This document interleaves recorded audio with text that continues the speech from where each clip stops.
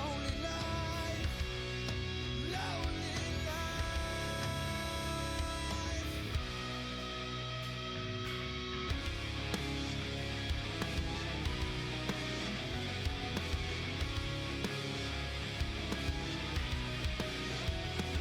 When she woke up late in the morning light and the day has just begun, she opens up her eyes and thought, oh what a morning. It's not a day for work, this is a day for catching tan. Just lying on the beach and having fun. She's gonna get you. All that she wants is another baby. She's gonna love, boy. All that she wants is another baby, yeah. And all that she wants is another baby. She's gonna love, boy. All that she wants is another baby.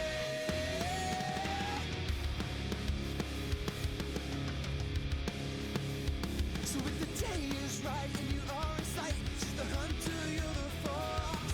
The gentle voice that talks to you won't talk forever. This is a night of passion, but the morning means goodbye.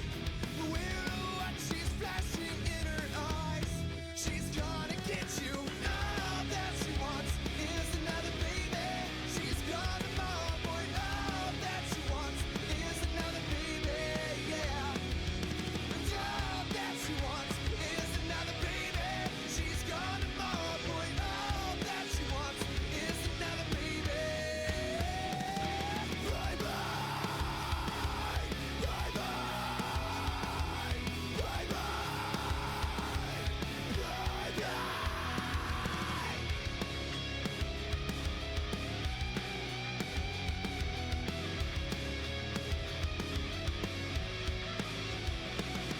And all that she wants is another bye-bye. She's gone tomorrow.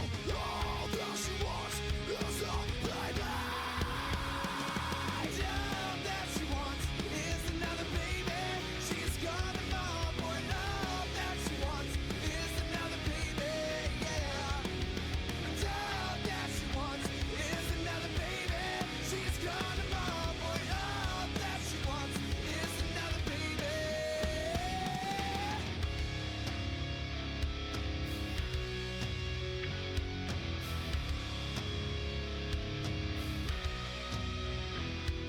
And all that she wants, all that she wants, all that she wants, baby.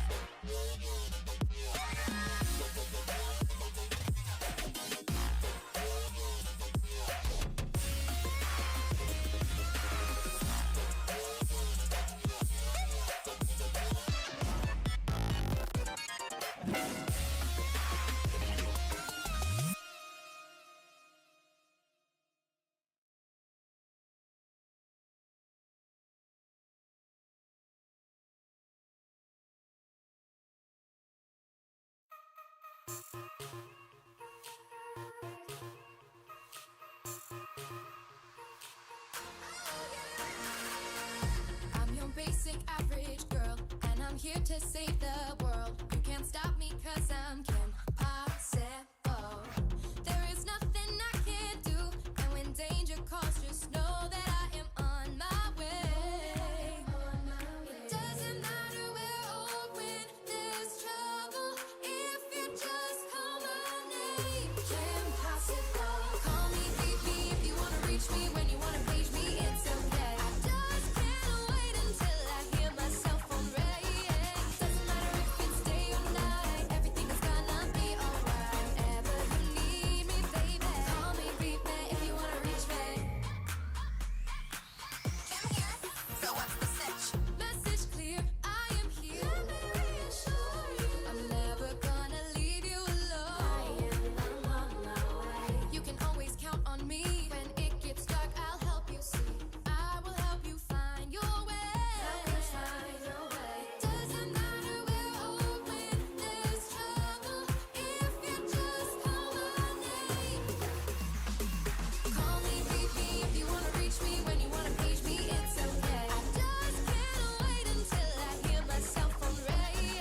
Doesn't matter if it's day or night, everything is gonna be alright. Whenever you need me, baby, call me, beat me if you wanna reach me. Call me, beat me Oh, fucking kill, if you man. wanna reach me, if you wanna page me, it's okay.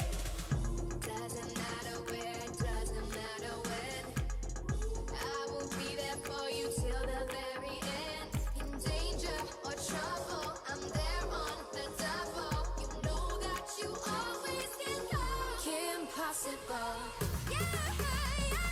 Call me, beat me if you wanna reach me, when you wanna page me, it's okay. I just can't wait until I hear my cell phone ring. Doesn't matter if it's day or night, everything is gonna be alright. Whenever you need me, whenever you need me. Call me, beat me if you wanna reach me, when you wanna page me, it's okay. I just can't wait until I hear my cell phone ring. Doesn't matter if it's day or night, everything is gonna be alright. Whenever you need me, baby, call me, beat me if you wanna reach me.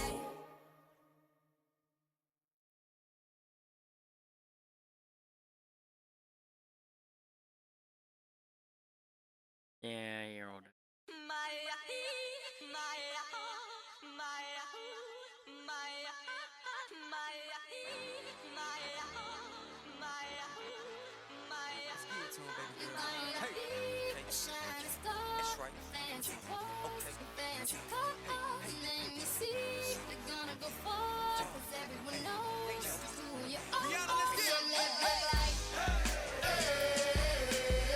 You steady chasing that big bar, just live your life. Ain't got no time for no haters, just live your life. Don't tell them where it'll take ya, just live your life. Leave me alone. Cause I'm a paper chaser, just living my life. My life, my life, my life. Let everybody watch you what I do. Come walk in my shoes and see the way I'm living if you really want to. Got my mind on my money and I'm not going away. So keep on getting your paper and keep on climbing. Look in the mirror and keep on shining. Till the game ends, till the clock stops, we gon' post up on the top spot. So live your life, life. In a brand new city, got my whole team with me live, live. I do it how I wanna do. I'm living my life, life.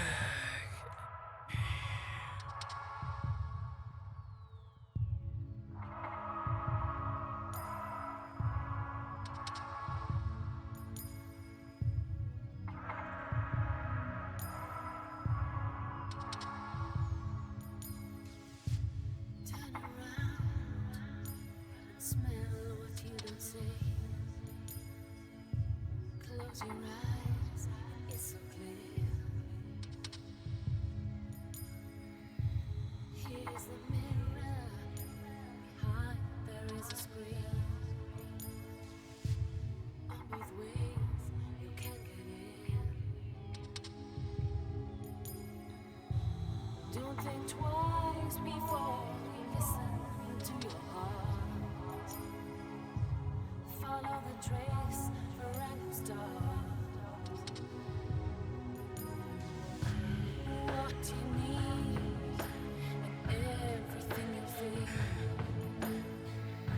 is just a question of the day. In the eye of storm, you will see a lonely dawn. The experience of survival is the key to the gravity of love.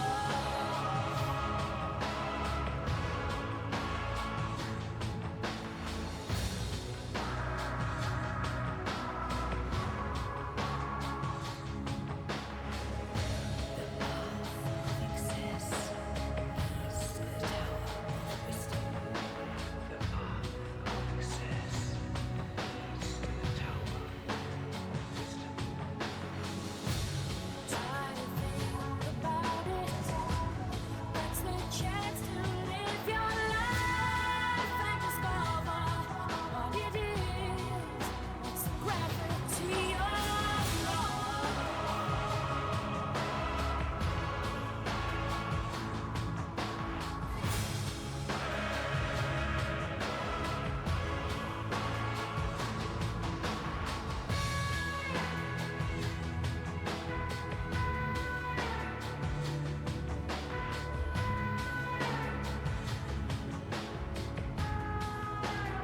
Are you okay? Oh, okay.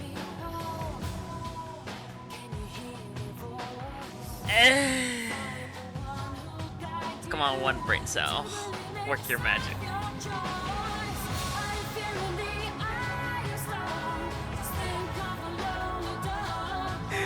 Is it basically say do turn into this, but it turns into like the actual book he's holding?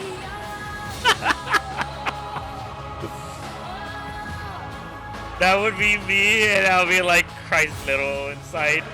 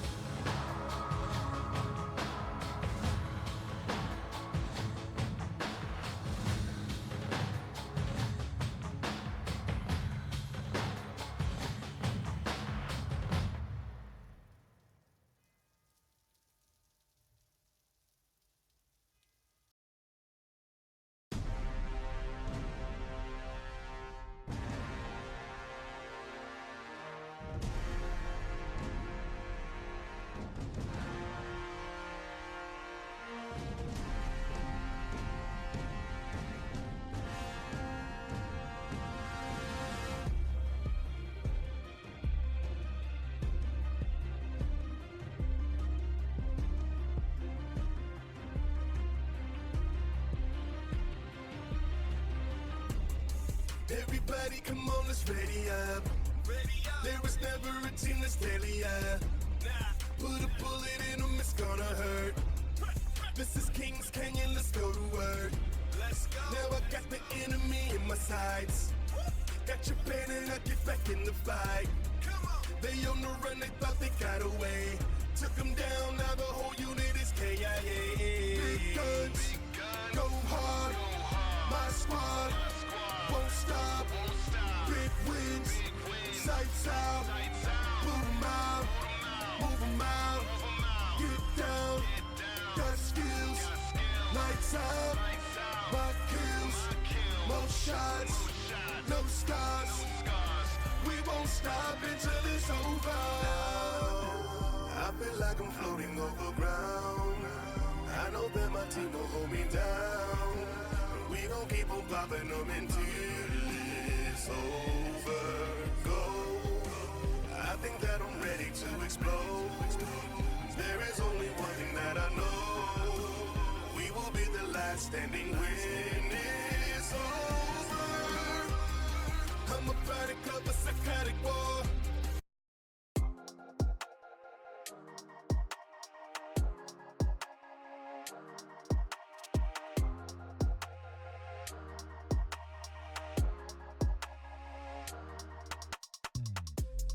this the end? A world collapse, the answers ripped from the pages. We can't begin to change the past, but I'm the one who could save us. Stuck in my mind, the fables of the old ones. We're out of time, but maybe I could go on. Familiar eyes, inside I'm seeing no one.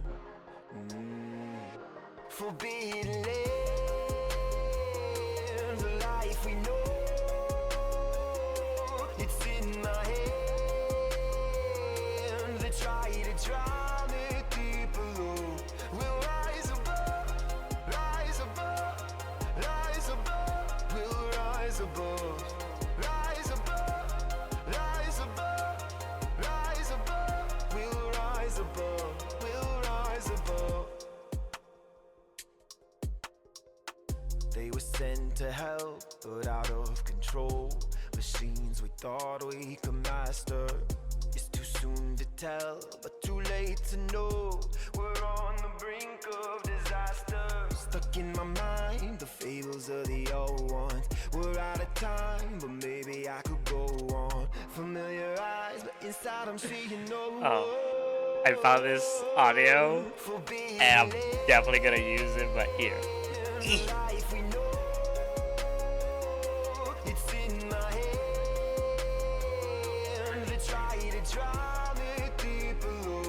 We'll rise above, rise above. Shit, everything's so slow. We'll rise above, rise above, rise above, rise above. We'll rise above, we'll rise above. Wee, wee, wee, wee, wee, wee, wee, wee, wee, wee, wee, wee. Rise above.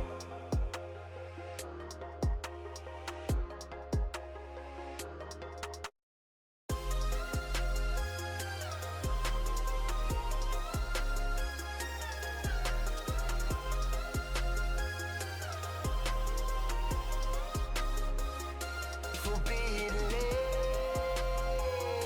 the life we know. It's in my hand. They try to drown it deep below. We'll rise above, rise above, rise above. We'll rise above, rise above, rise above, rise above. We'll rise above. I don't know. We'll rise above. I mean, I can always try my new character anyway, so. Yeah.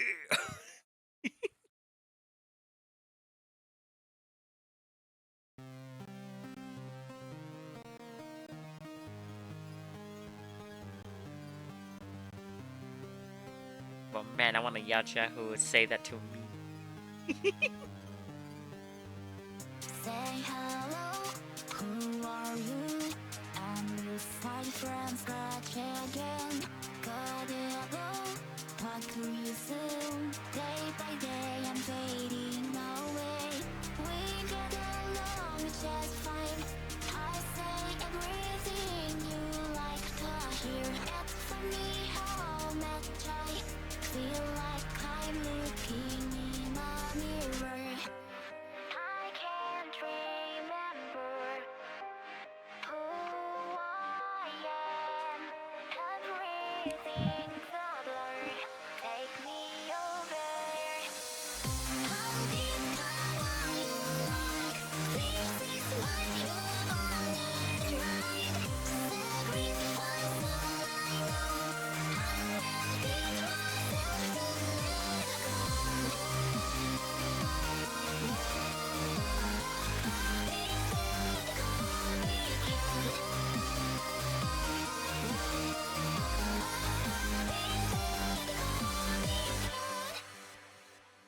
say hello, what's up with you?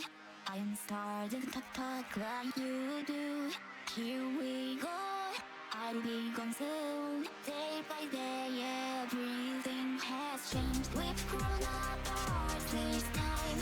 I can't figure out the reason why. It's funny how much I'd kinda like watching you cry. I can't remember who I am. Everything's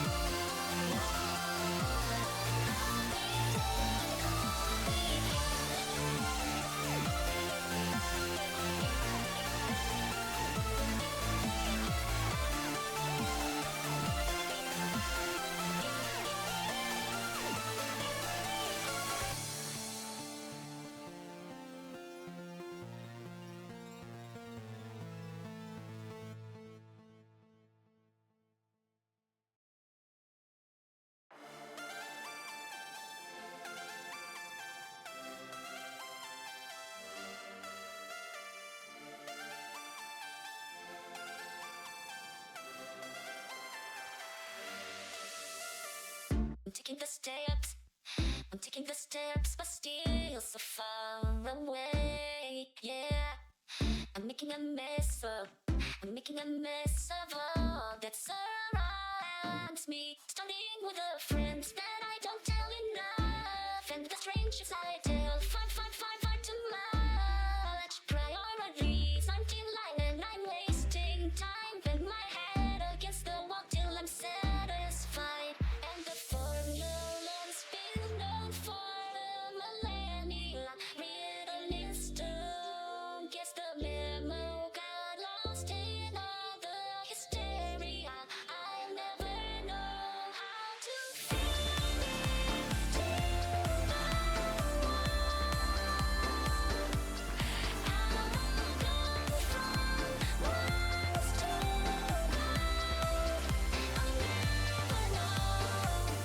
maybe the key to be happy is productivity. Maybe it's a competition, and maybe I don't deserve validation. Studying with the friends that don't want me around, and the strangers I hate. Bringing down. Priorities aren't in line, and I'm wasting time. Bend my head against the wall till I'm satisfied. And the race of rats will never reach a finish line. Ever so close, shoot down, and if you miss, you'll follow your demise. I'll never know how to feel it till how to go from rise to I'll never know. With every step I will know I'll know my head. I'm saying run. With every step I don't know what's next. Can't comprehend. No days are away. And the formula's been known for a millennia. Written in stone. Get the memo. Got lost in all the hysteria. I'll never know how to feel it till how to go from rise to I'll never know. With every step I will know I'll know my head. I'm saying run. With every step I don't know what's next. Can't comprehend. No days are unwinding.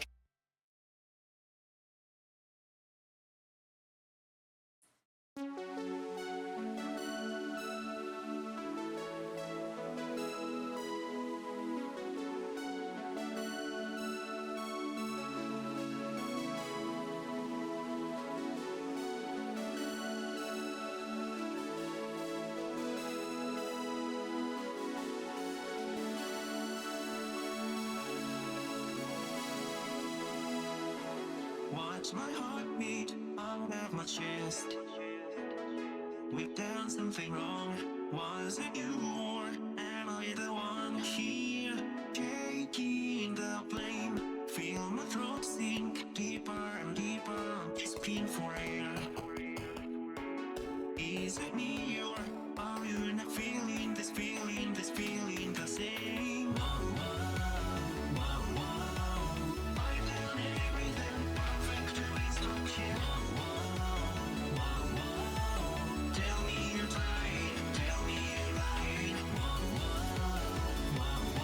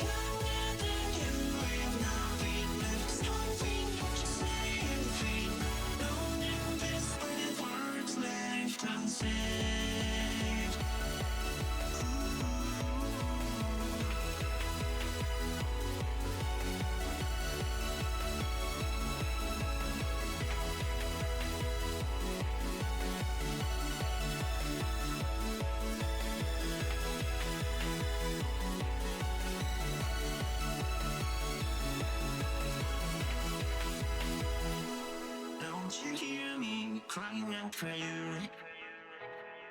As you turn away, is it true or are you Yoni feeling yons. this feeling, this feeling the same? Wow, wow, wow, wow. I've done everything perfect to instruction. Wow, wow, wow, wow. Tell me you're getting it's the beginning. Wow, wow, wow, wow. I've done everything perfect for destruction. Wow, wow, wow. I can't be alone in my rhythm. Am I the only one that's holding on for far too long? Was it all just a dream? Am I wrong? Was there no you and me? Screaming for me worthless. Stronger than you have nothing left. Something to say, anything. I can't pass your words emptiness.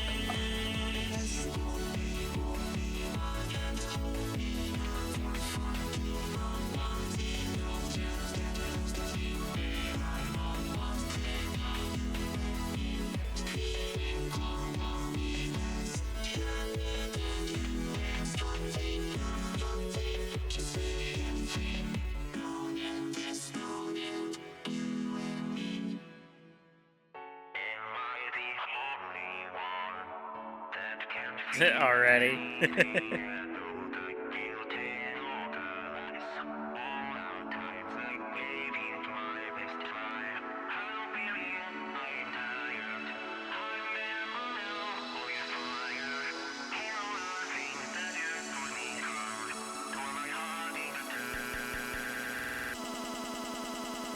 Was I supposed to just be okay with everything that you did? I was broken, I was hurting, but I meant to forgive. You cut me to pieces, hate you for I'm a complete wreck, and it is something you ever do. The worst part, I always knew. So here's my final fuck you.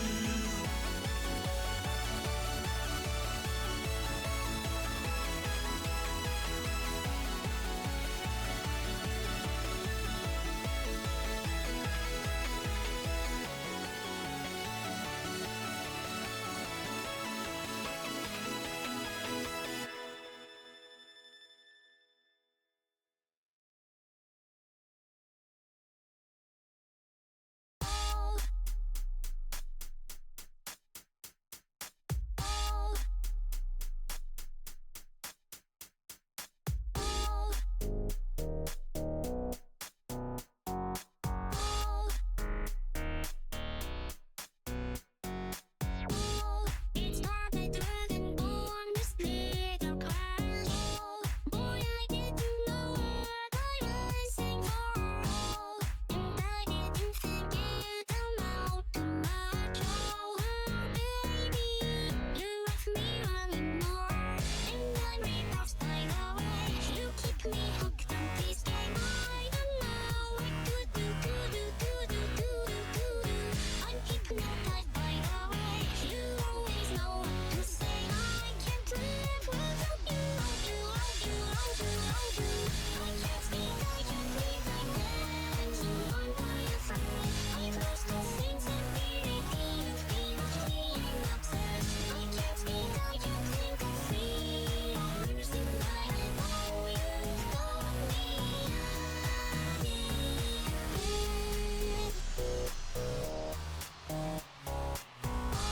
Hell yeah. I would like to try those online races. I didn't know that we end up this way. I cannot die for world that's all me.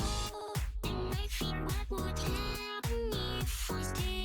Oh, baby, this isn't healthy. And I'm repulsed by the way you keep me hooked on this game. I don't know what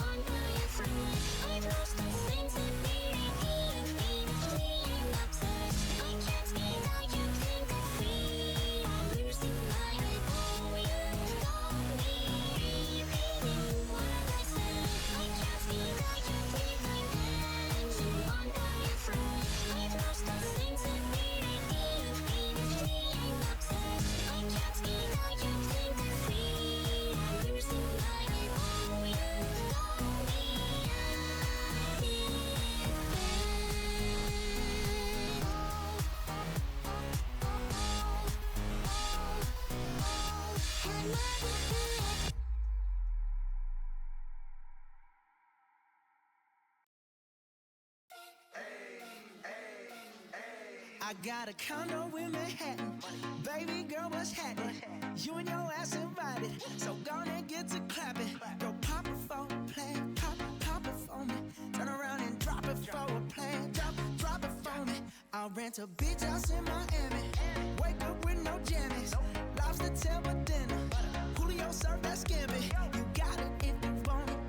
Got it if you want it. Said you got it if you want it. Take my wallet if you want it now. Jump in a Cadillac. Girls, put some miles on it. Anything you want, just to put a smile on it. You deserve it, baby. You deserve it all. And I'm gonna give it to you. Gold jewelry shining so bright. Strawberry champagne on ice. A major fan favourite in the Walking Dead game, with one of the most complicated backstories in the series and a deeply divisive personality. Many fans have either misunderstood her role in the story or forgotten just how important she really is. In this video, we're going to break down every aspect of her character, from her troubled upbringing to, yes, even the infamous writer bias controversy. So, without further ado, let's just jump right into it. Violet is a teenage survivor living at Ericsson's School for Troubled Youth. Her upbringing is one of the most devastating in the series. Her father was largely absent, and she rarely You just ever want saw to her crash mother. and shit. She was desensitized to violence at a very young age, even witnessing her grandmother take her own life. As her emotional coldness toward violence and death developed, she was sent to the school at just 11 years old. It was there that she met Minerva, Sophie, and Ten, eventually forming a well-known romantic relationship with There we Minerva. go, there. However, when Marlon struck a deal with outside There. bandits, Violet was told that all of them except Ten had died, an event that likely further reinforced her survivalist mindset. This is why the game presents Violet as independent and reliable, largely unfazed by walkers or almost any other threat. She gets things done. She may not say much, but 'Cause I she is totally wanna always be a someone Sonic you can character. count on to pull her weight. There's little doubt this is how she was raised and conditioned to behave. Her silence, guess reinforced so. over the course of her life, becomes But a I don't defense wanna have mechanism, big, a way to remain punchable, unnoticed while pokeable, earning googly approval eyes. through usefulness and quietly completing whatever is asked of her. Enter Lewis, almost her complete opposite. He talks constantly, jokes even more, but struggles heavily when faced with violence. In contrast to Violet, he also votes to have you expelled from Ericsson's after AJ kills Marlon. As Clementine, you're prompted to choose between these two characters. And at first, it feels like an easy decision to romance Terrible. Violet. Not only is she the one And who most spooky. clearly stands by you, but she also becomes the de facto leader of Ericsson's itself. It's not a position she fights or even asks for. The other kids simply begin to listen to her, which I'm instinctively assuming you're makes gonna go us, die as the soon. player, trust her as well. She must have proven herself I don't know, you useful, sound so or at far the away very from your least mic, honest so I'm for that assuming you're, trust to like, in form bed. so quickly. Right here, however, is where Yeah. many fans begin to misunderstand Chilling, Violet and then and the he's intent gonna go behind her die, and waiting. then it's While like Lewis's dead, weakness and then lies in his yeah. unreliability and fear of brutality, Violet's drawback is far more complex. Minerva is later revealed to still be alive, and the two clearly share unresolved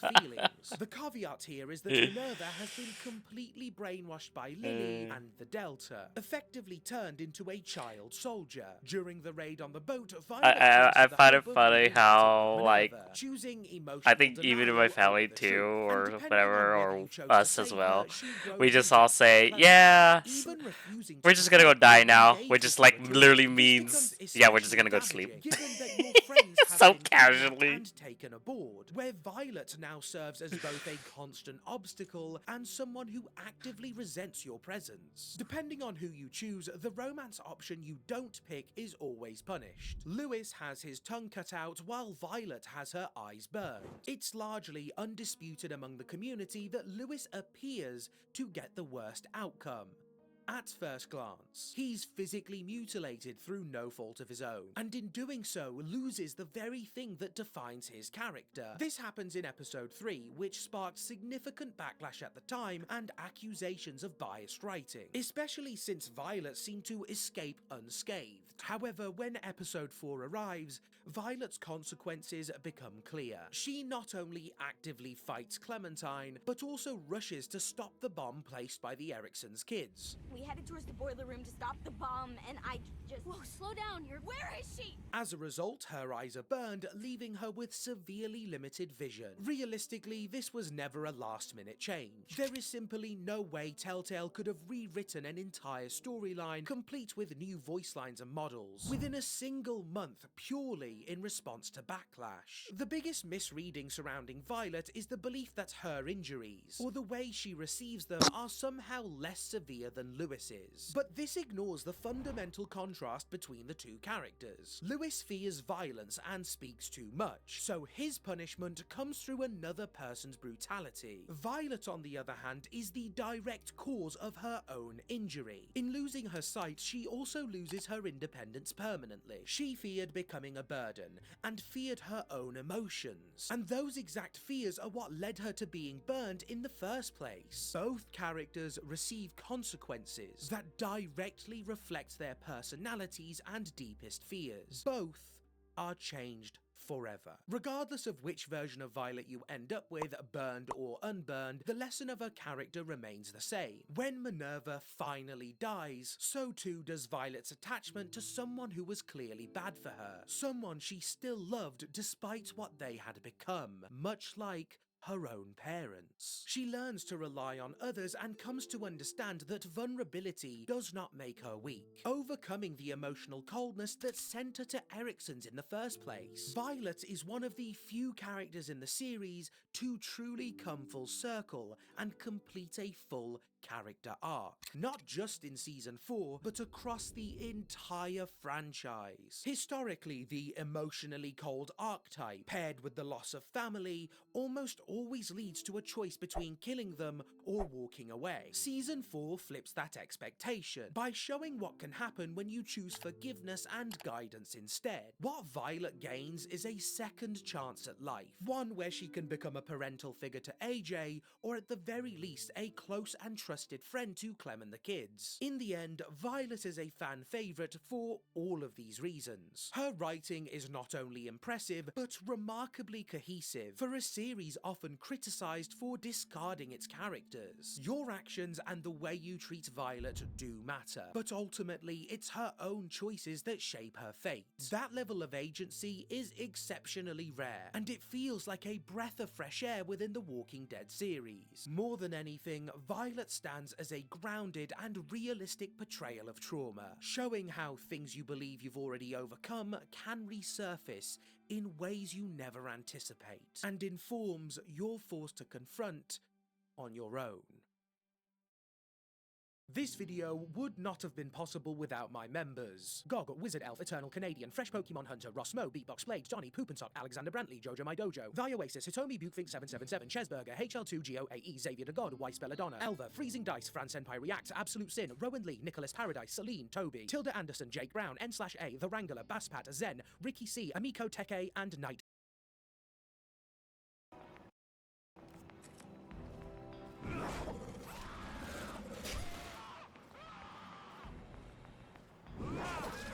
Ooh.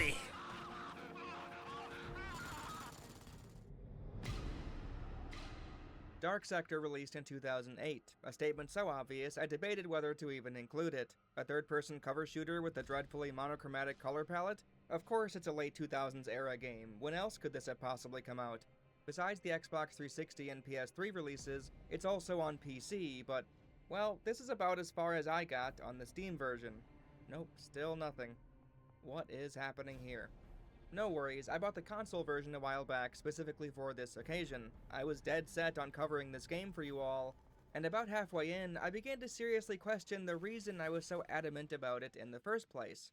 As a teenager, it was something I remember liking a lot, even if I didn't finish it. It's Gears of War, but you have a glaive boomerang thing? You can slice enemies' heads off, you can slice their arms and legs off, you can... Well, that's about the extent of it. Besides the obvious Gears of War similarities, the Resident Evil 4 inspirations were just as apparent. There's a merchant shop where you can purchase and upgrade your weapons, there's an Ada-adjacent character, the main evil guy turns into a monster eerily similar to Sadler at the end of RE4, the story revolves around bioweapons, and there's an infection which mutates people, turning them into mindless... dare I say it? There are some interesting ideas in this game, but it's no doubt very forgettable. Being so similar to other, much better games, it barely has its own identity. The only things it's known for is being a visual precursor to Warframe, since it's the same developers, the Glaive, and that's about it. Don't worry, I know you haven't thought about this game in 15 years, but Dorkax is here to tell you all about it. The visuals of the game are just dog shit, but I'll admit there's something sort of clever going on with the opening levels at least. Upon seeing what Dark Sector looked like when first moving my character around, I was blown away at how ugly and boring everything looked, gray as far as the eye can see, even the leaves. If you couldn't tell, Dark Sector takes place in Russia, and while I know certain countries seem to get specific color grades for whatever reason, such as Mexico being a piss yellow, it felt like the whole Russia is gray joke was being taken too far. However, after the first mission, the main character, Hayden, yes, that is his real name, gets infected, which lets him see color? At the end of the game, it said that normally the virus corrupts, or in hacky writing terms, turns you evil. But for Hayden, it purified his soul, or something. The irony of this disease, that in all the others, it made evil. But for him, it had saved his soul. He was a piece of shit, but people can change, and his catalyst was being turned into half-man, half-ouchie-ouchie boomerang guy dude. I'm working on the trademark for that nickname, so don't try and steal it. He used to be a piece of shit, slicked back hair and sloppy steaks, but now his hair is pushed back, and he's finally doing some good in his life. Therefore, yeah, the game has more color now. In all seriousness, it's an interesting idea, but the visuals after the prologue mission still aren't very inviting. The entire screen looks sick at times, a diseased yellowish brown. Is there a deeper meaning behind it, relating to Hayden and the infection, or is it just 2008? I'll let you decide. It's a shame, since the lighting in some spots, and the texture work for the environments, can sometimes look good enough for you to wonder what this game could have looked like if it didn't try for this grungy and dank aesthetic.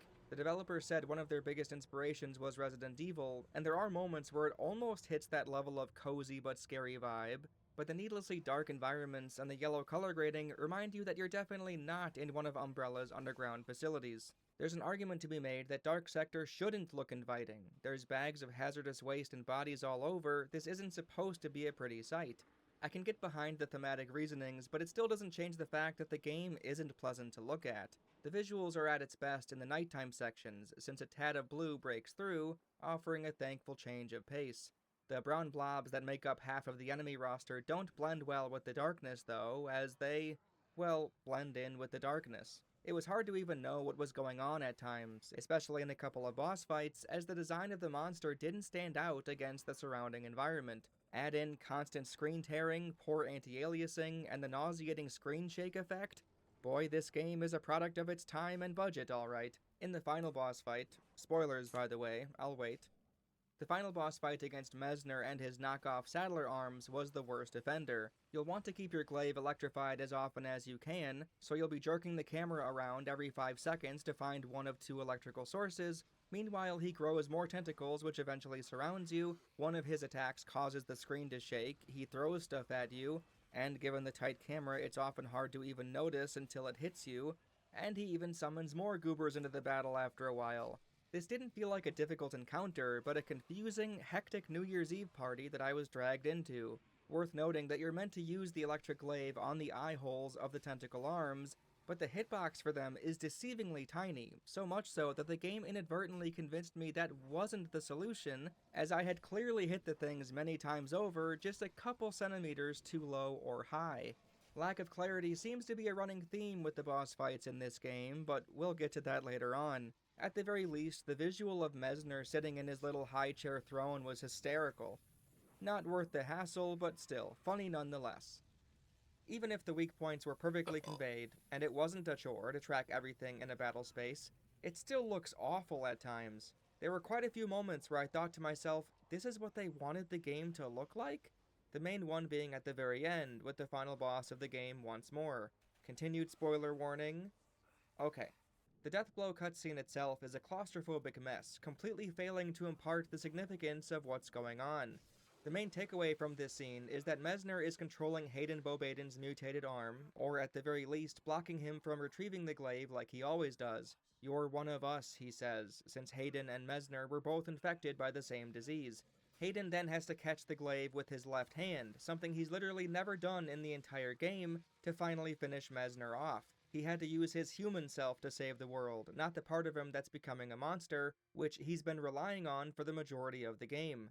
Not a bad idea on paper, but in execution, it is not at all clear that's what's going on. The shot where he grabs the glaive comes from out of nowhere, it's too zoomed in to understand that's his non-mutated hand grabbing it, it goes by way too quickly, Hayden's head blocks the actual killing blow, and he lets go of the glaive almost immediately.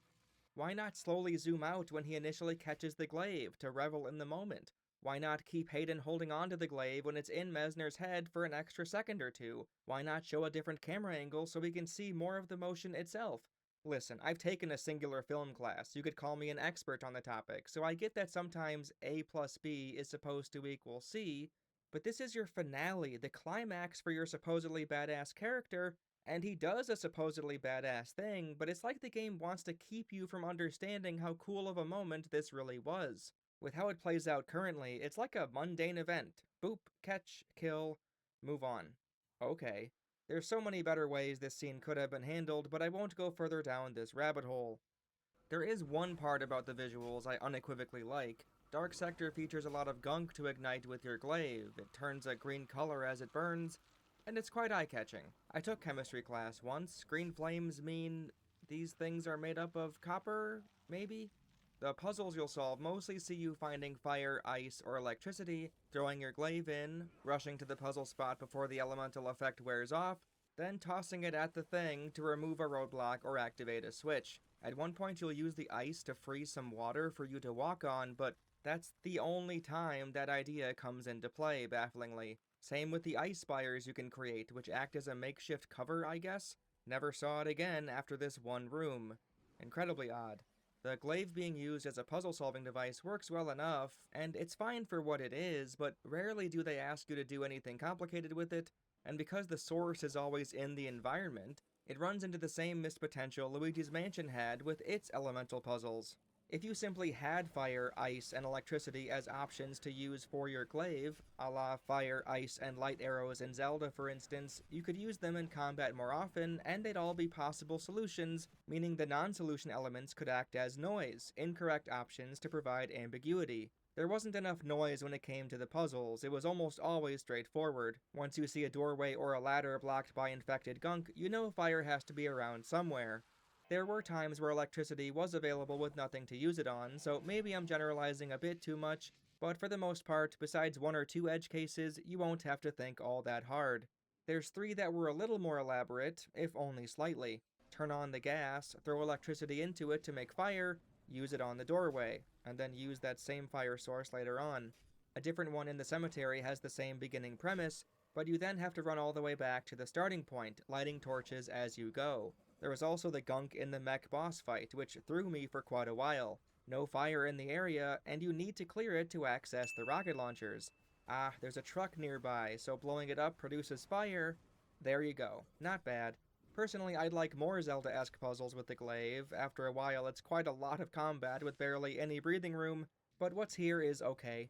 On a moment-to-moment basis, the game goes back and forth between feeling satisfying to play and feeling empty, much of it to do with how the enemies react to your attacks. Slicing heads clean off, electrifying hazmat suit soldiers, or dismembering them and hearing their wails of pain is definitely on the positive end of the spectrum, no doubt, but the ragdoll physics can be hit or miss. It borders the line of too goofy for its own good, especially when seeing Hayden fall to the ground when you die. His arm has a mind of its own, I guess. Well, I guess it does, doesn't it? Using the rockets on hazmat guys and watching them launch into the sky or through a wall is amazing, but I'm not sure it's the tone the developers were going for. I think it's funny as hell, but am I meant to be laughing? It doesn't help that the enemies keep filtering in one by one to take the dead guy's place. Like, surely they should have programmed the enemy AI to be a little smarter than beelining it towards the very spot the last guy was murdered? Regardless, while explosions are fun, the way your glaive interacts with the infested is quite underwhelming. With a power throw, you can still get a nice cleave now and again, but if it isn't the killing blow, it's as if you didn't even throw the thing. I could barely tell if I made contact or not. The glaive flies off like it hit nothing, and the mudmen blobs don't skip a beat when chasing you. The way they dissolve immediately after being defeated is also quite dull. I've killed many a zombie in many a game before, and these aren't zombies, but they're pretty dang close. And every time I put one of them down, it was so anticlimactic, like draining a water balloon of its contents instead of seeing it pop. When you shoot them in the leg, the weaker ones dramatically fall to the ground, and that's a nice cause and effect, but there's still not a lot of impact when they land. After a while, you'll get some invisible guys that bleed blue, so at least their blood trails offer some visual feedback. That said, I've actually seen, on more than one occasion, a few of these guys go into their death animation long after I shot them the final time, which makes your offense feel even worse.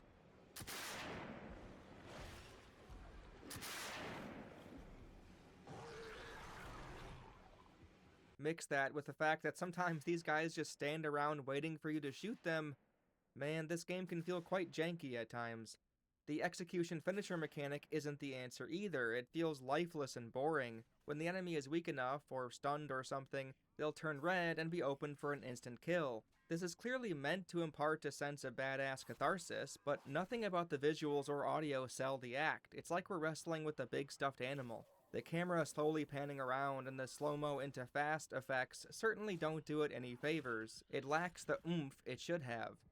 Some of the noises the infested make are fairly creepy and gurgly, but they don't make much sound when coming up from behind or anything. They don't have consistent audio cues by any means.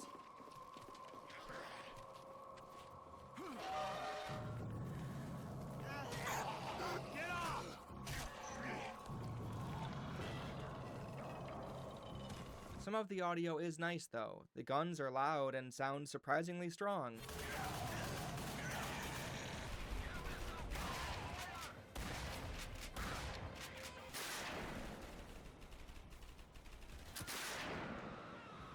And the glaive, while being mostly silent when you connect with an enemy, has a satisfying initial burst of audio when it leaves your hand, especially when you get the charge throw timed correctly. Plus, it whizzing through the air, dicing around at breakneck speed, always sounded really good, even if the result was fairly boring.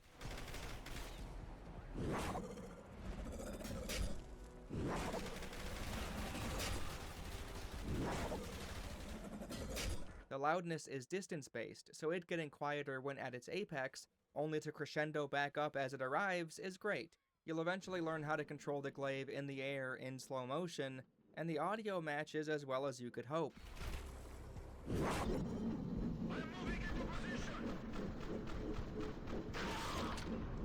Sadly, because the maximum range for your glaive throw is fairly short, and the aftertouch ability itself stops on its own once the tether has been reached or the timer for it is used up, you many times won't get a front row seat of the action. It warps back to you immediately. Oh my God!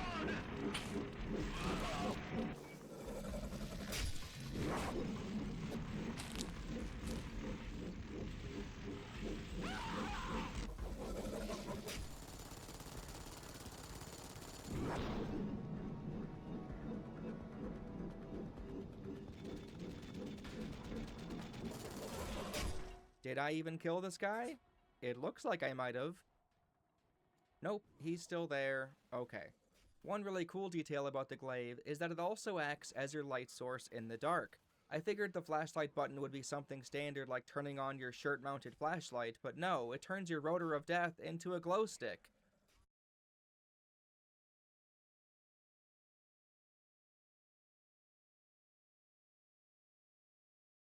Kill this guy? It looks like I might have. Nope, he's still there. Okay. One really cool detail about the glaive is that it also acts as your light source in the dark. I figured the flashlight button would be something standard like turning on your shirt-mounted flashlight, but no, it turns your rotor of death into a glow stick. Of death. Throw the glaive with it on, and your nightlight goes along for the ride. It's small, but it's a unique flair Dark Sector has going for it, something it needed more of to stand on its own. While that's a nice detail, a not-so-nice one is the low-health audio-visual catastrophe. You'll get the wretched red screen overlay when you're almost dead, and it's, sadly, accompanied by obnoxiously loud heartbeat thumps.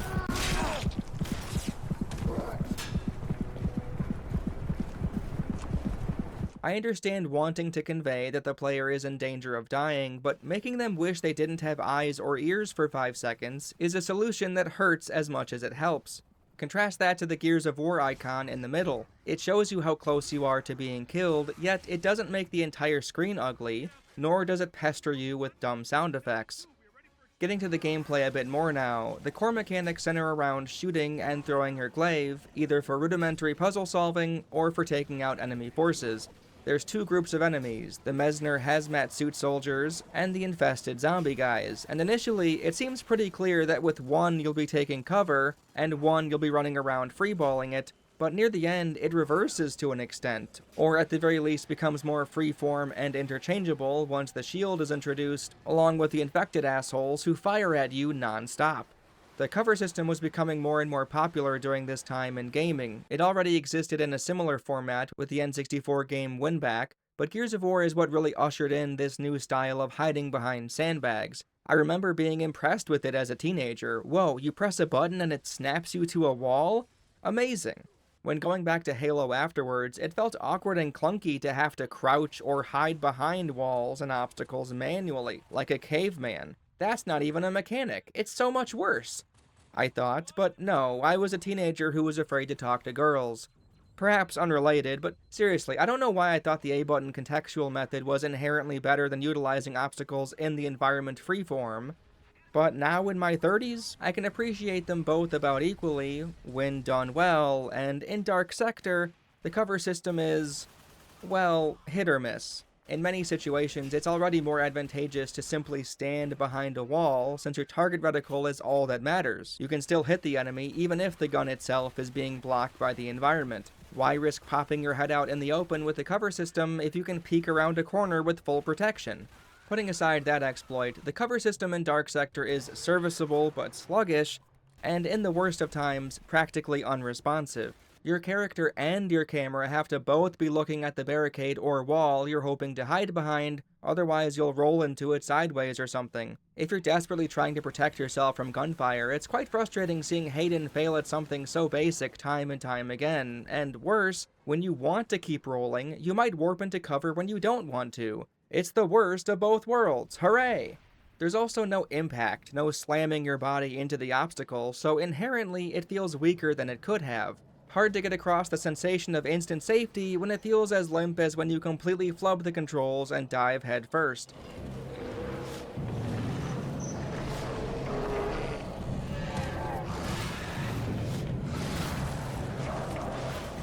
Jumping over cover suffers from the unresponsive and clunky controls as well. Oh, sorry, you weren't looking dead ahead, therefore, melee? Sometimes the prompt won't show up at all. Whoops, this cover is a one-way street. Worth noting, the A button isn't how you hop over cover, even though it does everything else. Dashing from behind cover is the A button, transitioning from cover to cover is the A button, running is the A button, diving is the A button, taking cover is the A button. Why is jumping over cover the B button? In Gears of War, I could bounce between cover, dive, roadie run any which way without hassle. It was effortless, even though it was all a single button doing it all. In Dark Sector, the slight buffer between inputs makes everything feel lethargic, like Hayden himself is tired or something. Even more, that transitioning from cover to cover I mentioned earlier flat out doesn't work. It automatically pops you out of position each time, standing you up. Well, toss that maneuver in the dumpster. Dark Sector also lacks a crouch button when snapped to cover.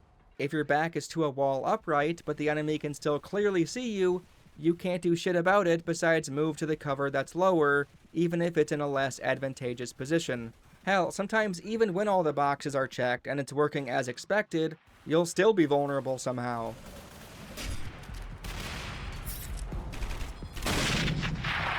Explosions in this game have a mind of their own. You don't know the half of it yet.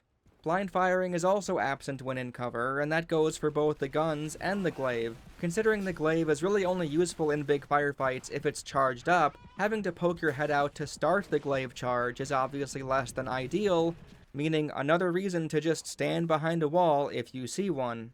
The charge up for your glaive isn't as simple as holding down the button, you have to release it at the sweet spot to get the extra damage. The circle will turn yellow and there's your window. Too early or too late and it's a basic throw, a far less damaging attack. The game even says the charge up is quadruple damage, good lord. You'll eventually get used to the timing window enough that the yellow circle doesn't matter anymore, and firing off a charged throw from the hip when walking around is fairly reliable. While the charge throw is something that needs to be unlocked at a certain stage of the game, the glaive starts off with an ability arguably even cooler, yet never gets explicitly told to the player, and is rarely encouraged by the level design. You can, unbelievably, throw your glaive into a wall and kill enemies using geometry.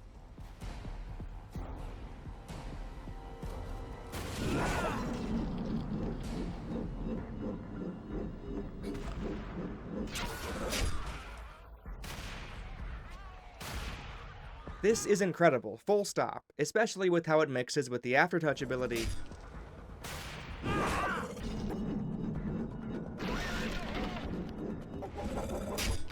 But it's not something you'll be able to do all the time. You have to try to get this to work, since so many of the settings aren't ideal, no flat walls nearby, or the room not being a perfectly shaped cube, and even then, when I was having a ball with it, with the perfect circumstances, it would have been so much easier to simply shoot them in the face, or throw the glaive at them normally. Some type of encouragement or necessity, or even more opportunities for this pinball action to take shape would have gone a long way.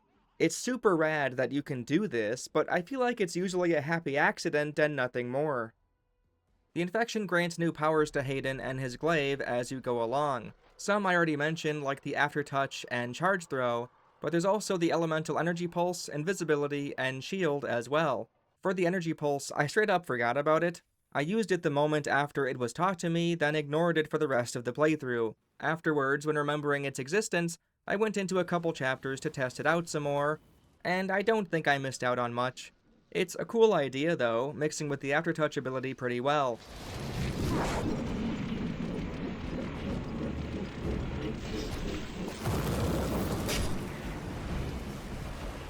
The tutorials for a few of the infection powers are bizarre.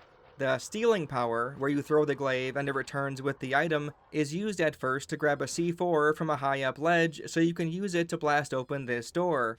The game prompts you with the C4 text box like it's an item you'll be seeing often, but you don't encounter it ever again. It was just fodder for the lesson. Okay.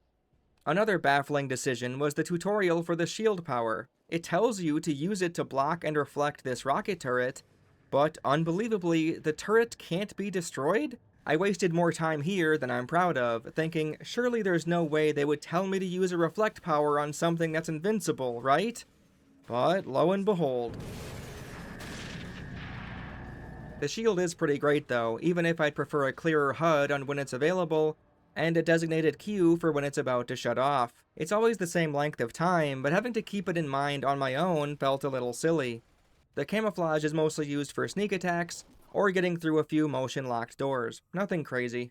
In addition to the glaive, you're afforded 2 weapon slots, one for your offhand when you have the glaive out, and a two-handed variety, which you need to fully commit to, your glaive being tucked away. The game starts you with the pistol, and at the black market merchant you can buy a two-handed weapon, such as a rifle or shotgun and such, or replace your pistol with a different one-handed variety. Before diving into the guns a bit more, the shop should be discussed, as it's quite odd. They're clearly going for a Resi 4 merchant thing here, but it just doesn't work. Resi 4 was a much longer game, with a lot more connected to the shops, such as the treasure to sell, and optional puzzles to solve for money rewards. This was helpful, as the merchant eventually sold a lot of useful things, such as bigger carrying cases to hold your items in, new guns, attachments, healing, one-shot boss slayers, and he could upgrade your weapons quite a lot too. Practically every time you ran into the merchant, you at least had something to sell, or you could view the upgrades and plan ahead. Dark Sector, by comparison, is a much shorter game, there's far fewer weapons, there isn't an inventory to manage, only a single slot for your small or big gun, and there aren't any treasures to find and sell. You simply find piles of money, usually in increments of 1,000. You do find weapon upgrades, which is something I suppose, such as bigger clip sizes, more damage, faster reload, and whatnot. Certain guns can only hold 2 upgrades, others 4, and etc. The thing is, that's such an easy one-and-done decision. You find them in the wild, apply them at the black market dealer, done. Far more often than not, whenever I encountered a sewer shop, I wouldn't have enough money to do anything, since the only thing to do was buy and replace one of my guns. You can only change your loadout via the black market menu, so I guess that counts as something useful it can do. No clue how you'll afford having more than one gun of each type, I definitely didn't, but go off, why not? By the way, you can't not have a one-handed gun equipped, so if you, say, planned on selling your Vec-esque Micro to try out the Hammer 1895, sorry pal, the game won't let you. Even though my intention is to sell my gun to afford buying the replacement, there's no way to explain that to the game, so you'll have to find enough cash lying around in the next mission, find another black market, buy the gun, then sell the old one. Cool. There's just not enough here. The shop system feels like an afterthought in the grand scheme, and the dialogue is nowhere near charming enough to make up for that fact. Hey, it's Yankee Doodle. He's come to town. So, you've come to know how capitalism really works. Look who it is, my favorite half-monster customer. The gunplay itself is serviceable in the best of times, and in the worst, mediocre. I suppose that's a positive though, right? The needle only swings so far on either end. It's the definition of mid, much like this game. The highlight of it all is the 1-2 combo of throwing the glaive, then firing your offhand weapon to finish the job. It flows so well that, at times, the game feels like it works. You'll be missing out on the executions if you do this, of course, but since they don't offer anything of value to you, who cares? If they gave you health back or something, sure, but as far as I can tell, the invulnerability you get in this animation doesn't help you regain health. The timer isn't active in this mini cutscene, and it isn't satisfying to pull off, so really, why bother? Hell, the B button might not even work. Watch me spam the fucking thing, and it not perform the execution. No reason to put yourself at risk like that. I didn't get a chance to try out all of the weapons available, but the sniper was my most reliable two-handed gun. The sway when zoomed in, though, is atrocious, making it very tedious to get the thing to line up with the enemy's head, especially when you're being shot, but once you get the hang of it, it's incredibly powerful and sounds punchy, too. The Vec-esque Micro is the best one-handed option in the game as far as I'm concerned. Being able to rapid fire while keeping your glaive out is excellent. I tried out the burst shot pistol after I was finished with the game, and it's alright. I thought I'd dislike it more, given how inaccurate it is, but it works well enough, and of course it takes pistol rounds. Thank goodness. The revolver is what I went with for the last quarter of my playthrough, but I wish I hadn't, as it takes magnum rounds, not pistol rounds, and certainly not assault rifle rounds like the Vec-esque used. Yep, this is also when I had the carbine, so at one point I had 2 weapons that used the same ammunition type.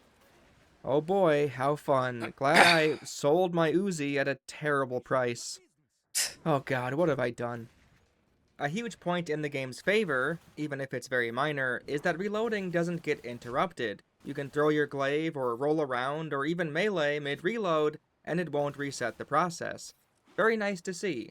You could argue this is exploitable, since it seems to just complete the reload immediately, but I think it's fine. People called me crazy when I bitched about how kicking interrupted reloading in Dead Island, a 2010 game, so nah, it wasn't just Left 4 Dead, nah, even Dark Sector had it. One of the better ideas in Dark Sector relates to the enemy weapon drops. You're told early on that the soldiers' guns have a built-in countermeasure against infected people's, causing it to self-destruct basically, after enough time once it registers a sick person is using it. You can hear the beeping start shortly after you pick one up, and sure enough, even though a shotgun might have 80 more shells left, you only get 10 or so seconds with it. Initially, I didn't understand why this was even in the game, since you have your own workable guns anyway, but eventually I started running out of ammo. There's pickups around the levels, but not enough to rely on completely. You'll always have your glaive, of course, but its range isn't the best, and sometimes a gun is better depending on the situation. The enemy rifles and shotguns grabbed off the ground both help to vary up the pacing of the combat, and save your own supplies for when you need them the most.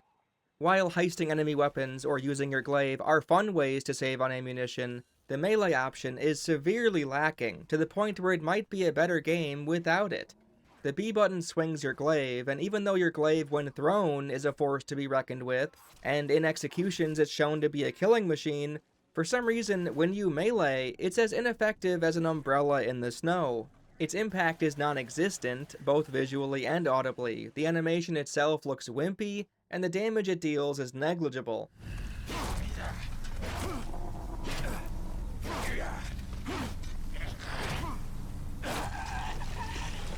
This is not a reliable tool in your arsenal. If you're this close to an enemy, you're in for a bad time.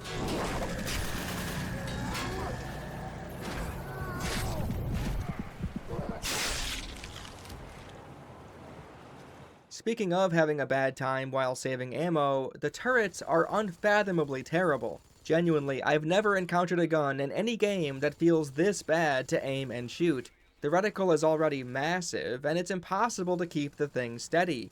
I get trying to balance a strong gun by making it less accurate, but this is going way overboard. There's a moment where you have to fight off a group of infected, with the turret in the center of the room, and it was honestly more efficient to not use the fucking thing. Insanity. At least we get to pilot the Jackal mech we fought earlier for some set-piece moments. Blowing away hazmat suit dinguses is fun for what it is, even though you'll have to spam the countermeasures button to ward off the millions of rockets they fire at you.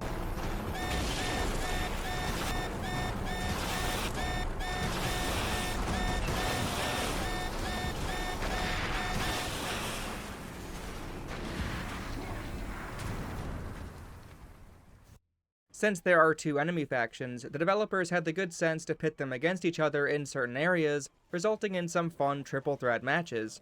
Nothing earth-shattering, but it's always cool to see in games nonetheless.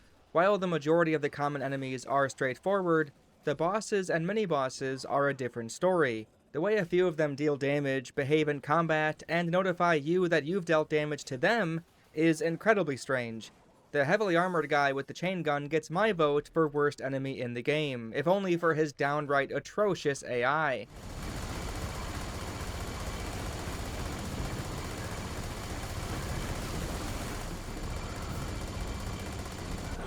He can easily get stuck in place, firing at a wall for minutes on end. I have no idea how he has so much ammo at his disposal, and they didn't give him a cooldown or anything, so he can fire endlessly, essentially. Sometimes that means he'll be a joke, and sometimes that means he'll annihilate you in half a second. The only way to kill these fuckers is to hit their 3 weak spots on their backside, something I wasn't aware of until near the end of the game. When defeated, their corpses are used as a puzzle source, as they produce electricity. While getting rid of the first one was a pain, the best moment in the game with these bozos is when 2 get tossed at you, since you can use the minigun rocket launcher back at the other. Sadly, the normal way to finish these guys off is downright atrocious. If an enemy is red, the B button should simply work, but it doesn't. The prompt needs to be there, and the minigun guys are only vulnerable for a single second, so you sort of have to spam the button. It's so awkward, like, surely this isn't how it's supposed to be, right? Why didn't they fix this?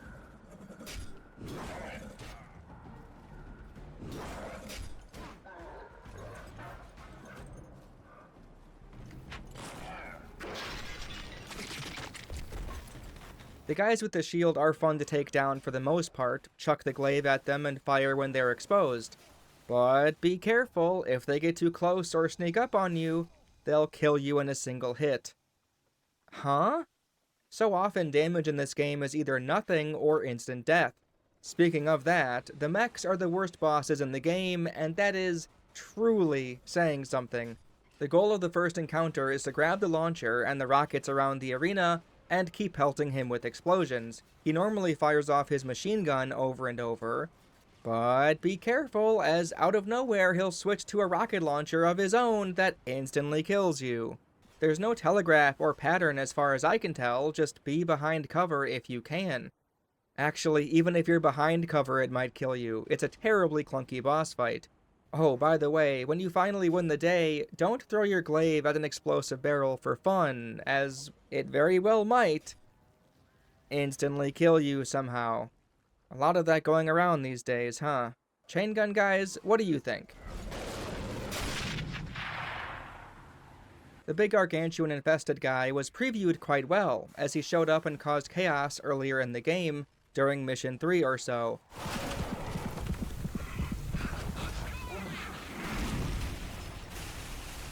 However, the boss fight itself is just a mess.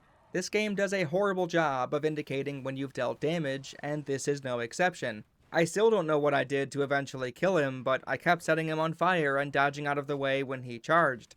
I was doing it for quite some time before he finally collapsed, so no clue, but I'm the winner, so yay. There's an alpha camouflage infested at some point late in the game. He turns invisible and you're meant to track its movements in the water. Sure, I love invisible enemies in games, so this is right up my alley. Well, he also has a movement pattern where he inches forward and doesn't interact with the water anymore.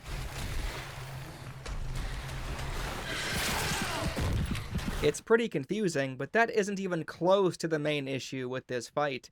You can get ice on your glaive in this section, but for the life of me, I don't know why. It didn't seem to help me track him when he was doing his tippy-toe shit. Since there was an area without water, I figured I could use it as a sort of choke point. Oh, look at me. Look how smart I am. Look at... Oh. I'm dead.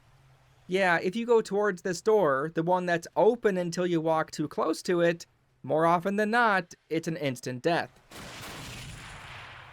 He also does this move when you get to the halfway point of the fight, and dear God was it frightening. I'd hide behind a pole and use my shield power, just in case. I apparently did use my shield on its own one time and didn't die, but because your shield is a temporary ability, he threw another insta-death barrage out of nowhere, and... This is such a baffling boss fight, since it has elements that look good on the surface, but actually playing it, not even close.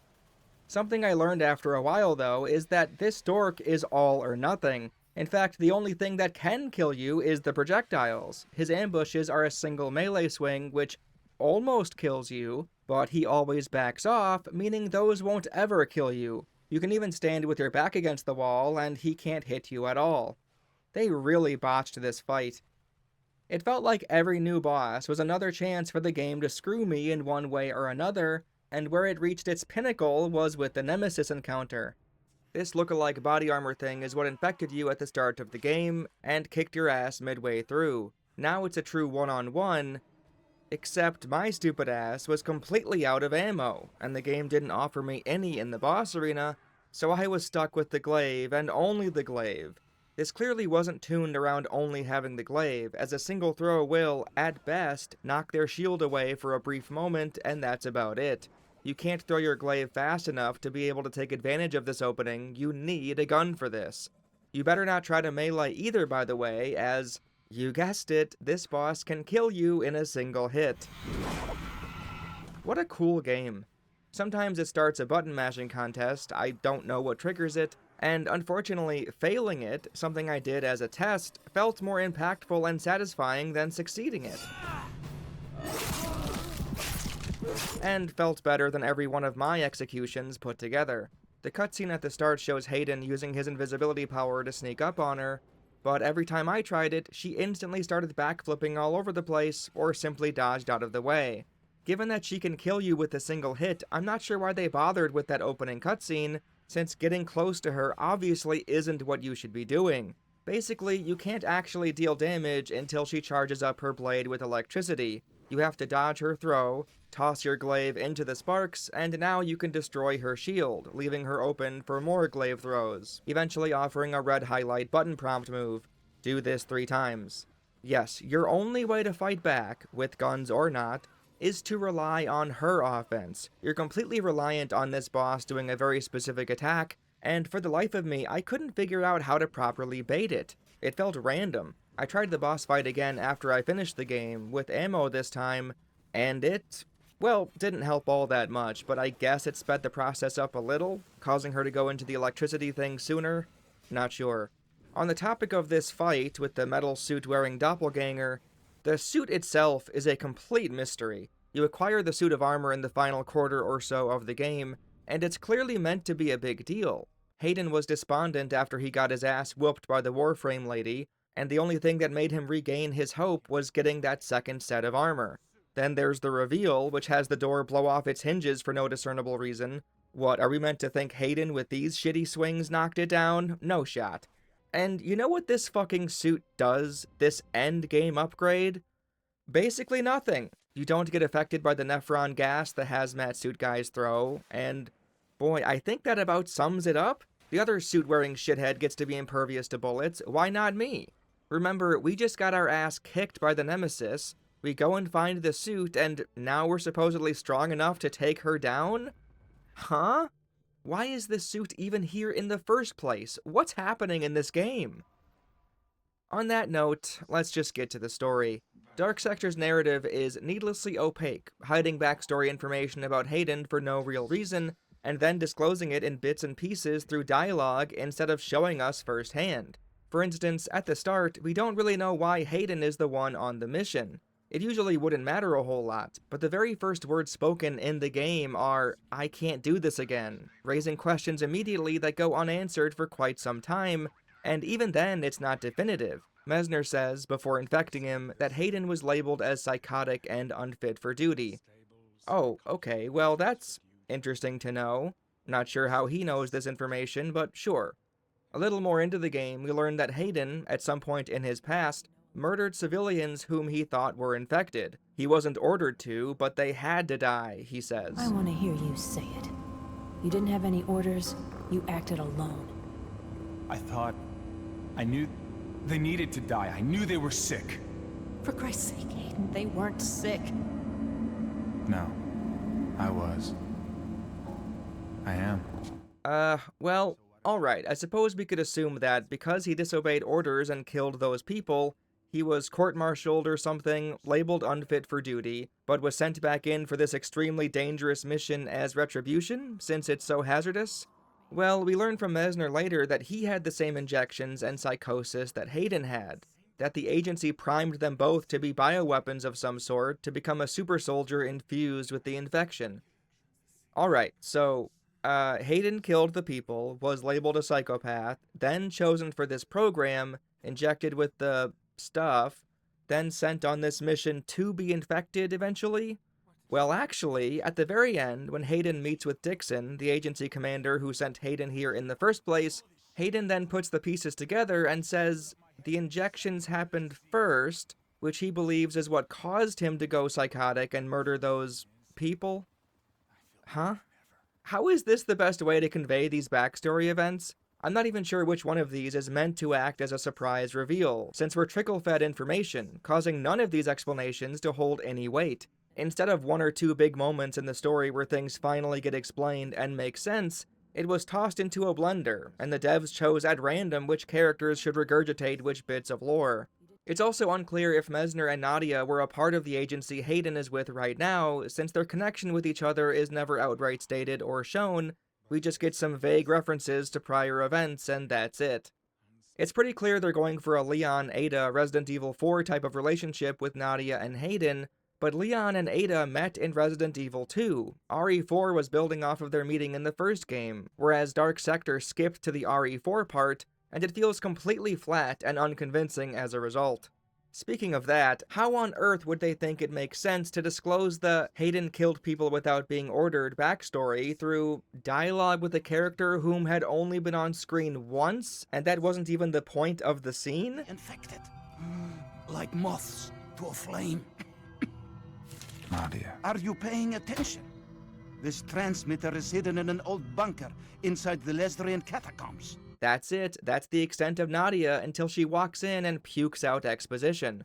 Why not give us a flashback to that moment? On that note, why not start the game with the injections, with the preparation Hayden went through to be a part of the agency? The true order of events, the injections or the civilian murders, is entirely inconsequential as a reveal, so the game would lose nothing and gain a lot by having a cutscene, a short one even, it doesn't have to be super long, setting things up. I'd have to imagine the black and white prologue leading into the colored mission 2 was very important to their vision, so if they began by showing events before Hayden got the injections, which primed him for all this, I guess, it wouldn't make sense to keep that grayscale? Given that Hayden says, "All I know is I've never done the right thing," clearly his questionable ethics didn't start with the injections anyway, so who even cares? The saddest part about all of this is that they definitely wanted Hayden's journey through this story to be impactful. The narrative was meant to serve as his superhero origin story, his turn to being a good guy. In an interview with IGN, the project lead, Steve Sinclair, talked about the then upcoming Dark Sector, and was asked about Hayden's emotional journey. Quote, "It's supposed to be the kind of ironic twist, which I'm going to sound really artsy-fartsy for, but where you have someone who's actually quite horrible, and as they are being turned into a monster, becomes someone much more human. That is the goal that we're trying to convey." End quote. This would have landed much better if Hayden was given more to work with, if the status quo wasn't simply one very brief opening prologue level, and if we were filled in on his past shittery more than we were. An utter failure. It's also hilarious how little they explained some things. Going off of the interviews I read, it seems like they were more than open to the idea of Dark Sector having sequels, about this being a setting that'll return. Maybe they got overexcited in the production stage and hoped to fill in the gaps later, but regardless of the reason, this game feels incomplete as a result. Guys, what the fuck is the point of the metal suit? Yargo goes, "Oh hey, we're in Lazro. There's another suit here. Why don't you go put it on?" Been monitoring this place. Remember that suit? I think this is where he got his. You are in Vosro. Oh, okay. We now have the Lay Epic suit of armor, and we're meant to just accept it. Why is this here? Why are there seemingly only 2 sets of armor? Why is Nadia wearing the other? Why is she working with Messner? How did Messner convince the country's fucking military to work for him? Why did these fucking dumbasses at the end stand around while Hayden murders their commander, only to then start firing at him after he's finished talking? I feel better than ever.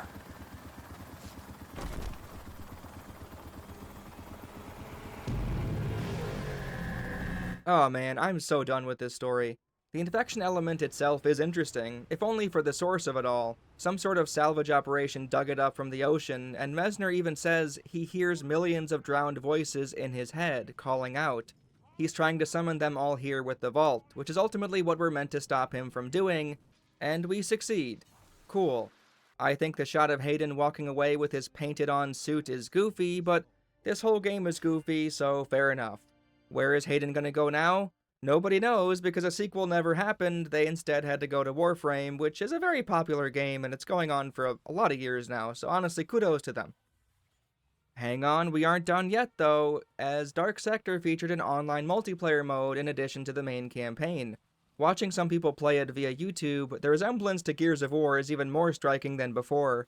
Hayden, surprisingly, is still the main attraction, even in the multiplayer matches. The 2 game modes are Infection and Epidemic. For the former, there's a single Hayden, and everyone else is Lazria troopers trying to kill him. It essentially works like that one game mode from Battlefront 2015, whoever kills the Hayden gets to become the Hayden. I think that was in Halo 3 as well, wasn't it? I'm sure that's a pretty common mode. For Epidemic, it plays out like VIP mode from Halo and Gears of War, where a round only ends when one of the team's captains get killed, the captain, of course, being Hayden Bobaden. If you don't get that, by the way, that's a Dying Light 2 reference. You should go watch my Dying Light 2 video. It's not long at all. Protect your team's Hayden, kill the other team's Hayden, there you go. I didn't play the online for Dark Sector, not this year, nor 18 years ago when it came out, but it certainly looks fun for an hour or 2, and then you get bored and go back to playing Gears of War or Halo. Dark Sector is one of the most middling games I've played through. I'm not sure I could say this is a bad game. I definitely hated my time more with Survival Instinct than I did with this, but it also doesn't earn any points for being so bad that it becomes funny, like Fiddler's Green. It's just kinda mediocre, and sometimes those are some of the most boring games to play and talk about. The Glaive is undoubtedly the star of the show, and I can't believe how much fun it was to bounce it off the walls for those 20 minutes or so I was experimenting with. And the aftertouch, and of course the simple joy of slicing legs and heads off, retains its charm. That said, the cover system is clunkier than I'd like, the shooting is serviceable but nothing remarkable, the visuals drab and uninteresting most of the time, the audio is passable but not great, the enemy designs are boring and the AI is rough, the boss fights are terrible, and the story is transparent, schlocky, and executed shockingly poorly.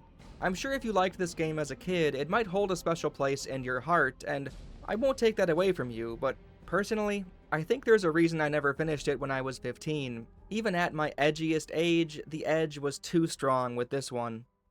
Thanks for watching, everyone, and thanks to my patrons who pay me money to hear the pain of Lasria soldiers as they slowly bleed to death. Subscribe to the channel for more reviews on older console games. Next up, an M-rated Wii title that'll surely blow your black and white socks off.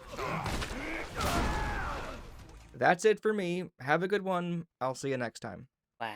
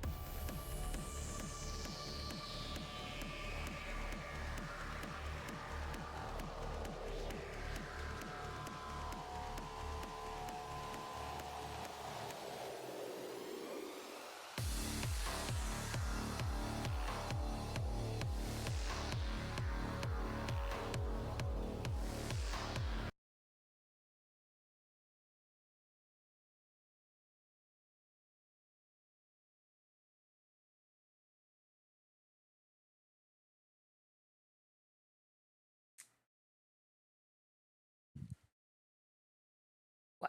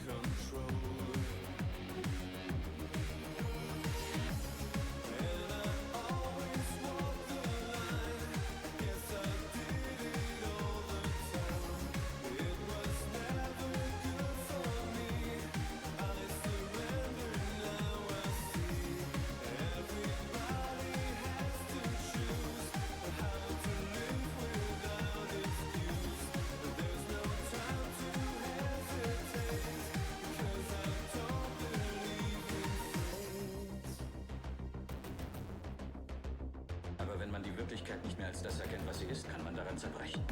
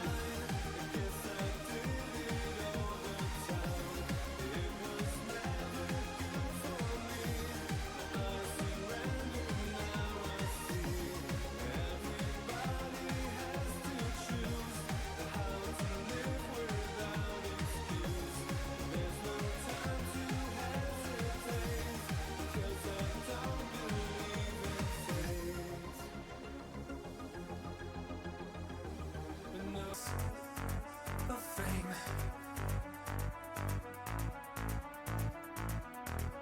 It's the price of fame.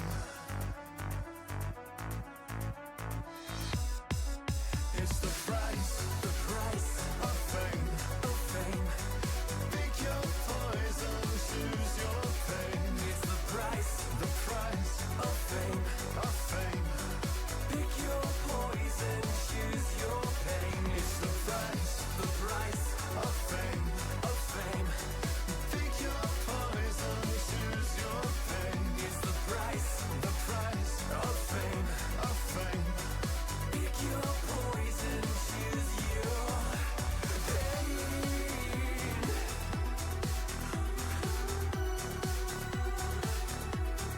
Choose your pain.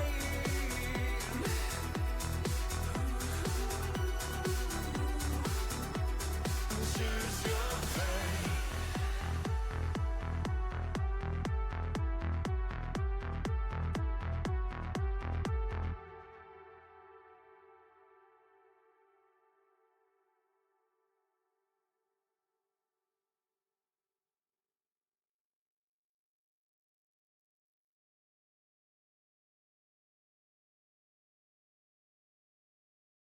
Im kleinen Örtchen Brieselang soll eine Lichterscheinung im Wald ihr Unwesen treiben.